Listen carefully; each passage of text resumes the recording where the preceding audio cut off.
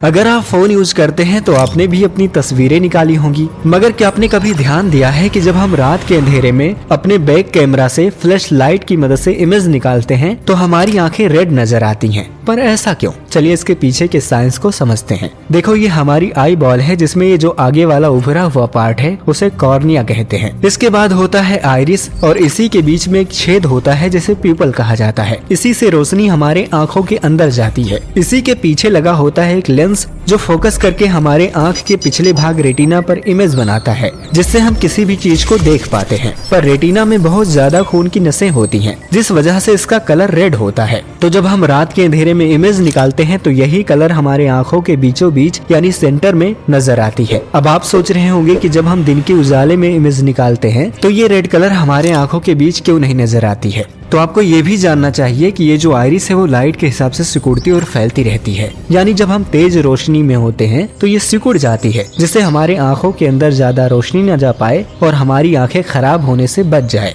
वहीं जब कम रोशनी यानी अंधेरा होता है तो ये आइरिस फैल जाती है ताकि हमें अच्छे से दिखाई दे। इसलिए जब हम अंधेरे में अपनी इमेज निकालते हैं तो ये आइरिस पूरी तरह से फैली होती है। तो कैमरे का फ्लैश लाइट कुछ नैनो सेकंड में आंख के अंदर रेटिना तक पहुँच जाता है और हमारा फोन आइरिस के सिकुड़ने से पहले ही इमेज ले लेता है और इसी वजह से रेटिना के कलर की वजह से हमारे आंखों के बीच रेड कलर नजर आता है।